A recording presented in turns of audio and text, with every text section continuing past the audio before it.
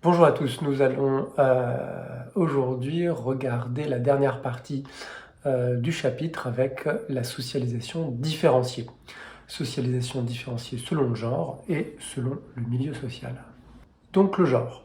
Euh, les instances de socialisation que nous avons vues précédemment vont agir différemment sur les individus selon leur sexe, selon qu'ils soient garçons ou filles, notamment durant l'enfance, et puis plus tard au cours de leur vie, les comportements de la société et des autres individus seront différents et la construction de leur identité va être donc différente selon leur sexe.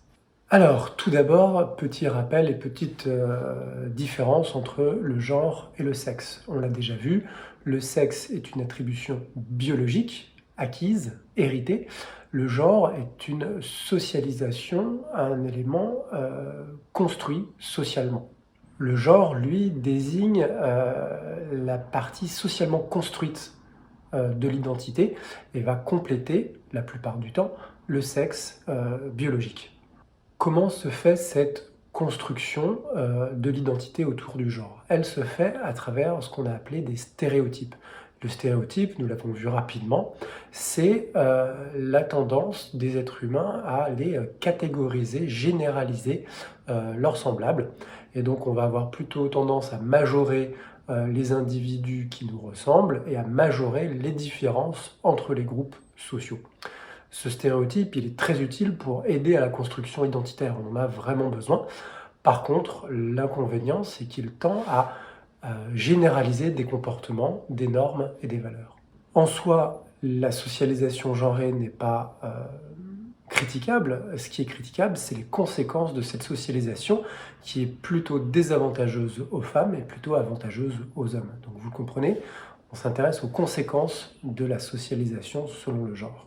Nous l'avons dit, dès la socialisation primaire, les garçons et les filles vont intérioriser des rôles. Ils vont les intérioriser par les trois façons qu'on a vues, l'apprentissage, l'inculcation et l'imitation.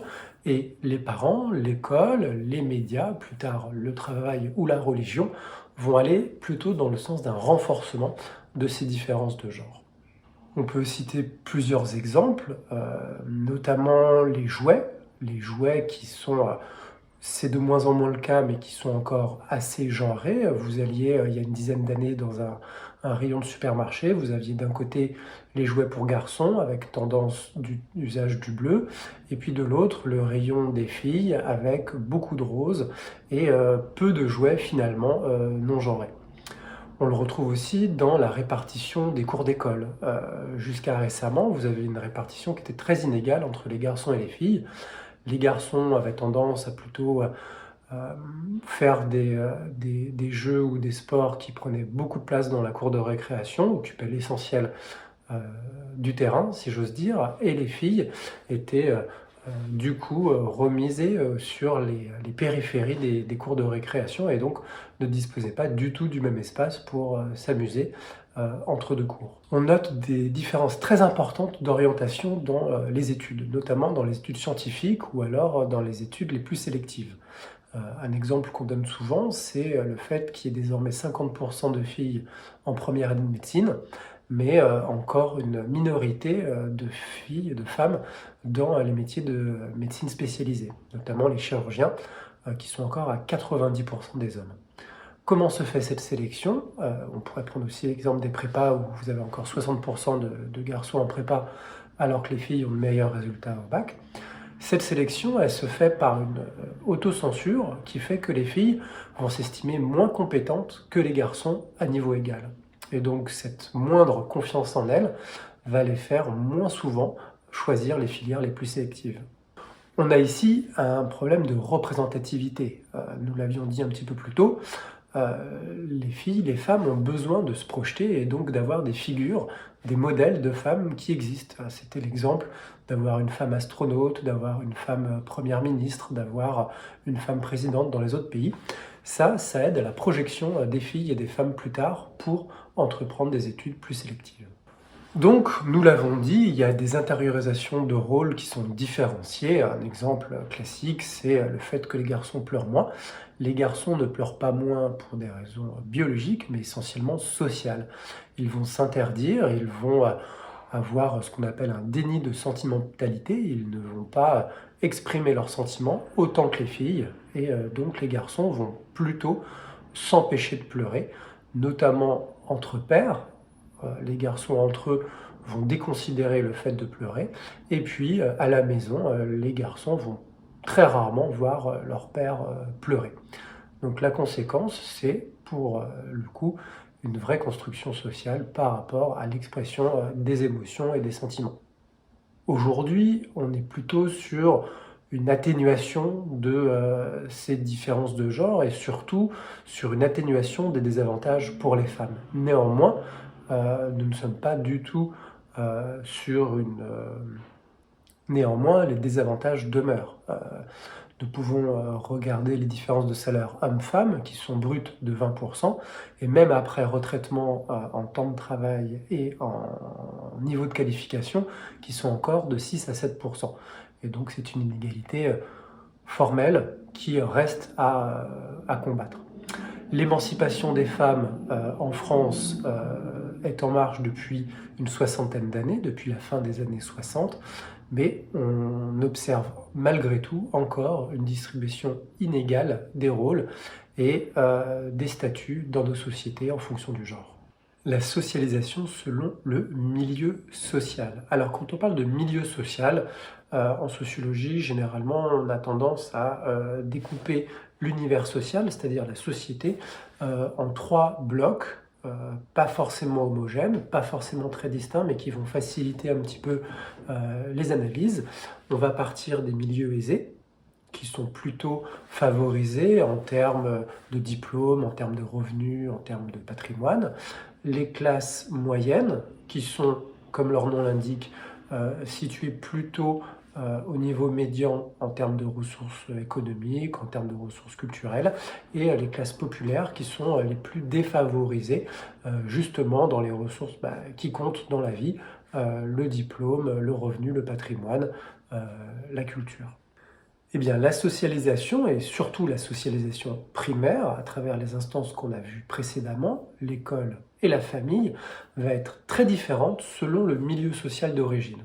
En gros, selon qu'un enfant grandisse dans un milieu favorisé ou défavorisé, il n'aura pas les mêmes compétences transmises et il n'aura pas les mêmes chances dans la vie, notamment, on le verra, dans son orientation scolaire ou professionnelle. L'influence du milieu social se fait très tôt, avant même la naissance, si j'ose dire, car selon son milieu social, on ne va pas vivre sa jeunesse au même endroit. Il y a ce qu'on appelle une ségrégation urbaine, c'est-à-dire que vous avez la société dans son ensemble qui va se répartir des lieux géographiques différents et qui vont être différemment dotés, notamment en termes d'écoles, en termes d'hôpitaux, en termes de transport, en termes de musées, en termes de sorties culturelles. Et donc ça va avoir une influence très forte sur les premières années de l'enfance. Un élément qui est différenciant très tôt, c'est le langage, la maîtrise du langage. On constate que dans les milieux aisés, on aura tendance chez les parents à toujours expliquer verbalement les notions aux enfants. Dans les milieux populaires, on aura moins d'interactions sur les explications et on aura plus un recours à l'ordre et la phase de compréhension sera raccourcie. De même, dans les milieux aisés, on va développer ce qu'on appellerait un vocabulaire qui va être scolairement rentable. C'est-à-dire, on va introduire l'idée que la façon de parler idéale, c'est la façon de s'exprimer à l'école. Et donc ça va être fait de manière quasi naturelle, si j'ose dire, dans les familles aisées. Dans les familles populaires, on va vraiment distinguer le langage de l'école et le langage des copains et de la famille. Ce qui fait que l'enfant, quand il grandit, ne va pas intégrer immédiatement les codes scolaires qui sont attendus à l'école et va devoir faire une différence nette entre les moments où il s'amuse et les moments où il travaille.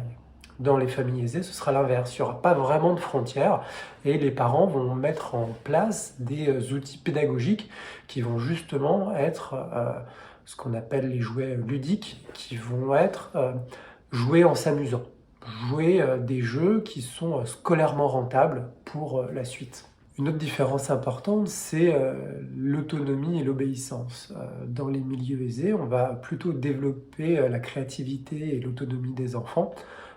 Dans les milieux populaires, on va mettre beaucoup d'importance sur le respect et sur l'obéissance. Il va falloir obéir et la place à la créativité sera moins favorisée.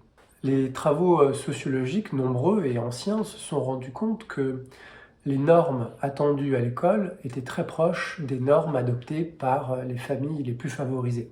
Ce qui fait, la conséquence, c'est que les enfants grandissent finalement dans un univers harmonieux où les normes sont les mêmes. À la différence des milieux populaires où, nous l'avons dit, les normes ne sont pas les mêmes et donc les enfants, une fois à l'école, seront moins avantagés parce que le langage, l'écriture, l'expression corporelle ne seront pas les mêmes. Et donc cet apprentissage qui a été moins fait à la maison devra être fait à l'école et ils partent avec un léger désavantage.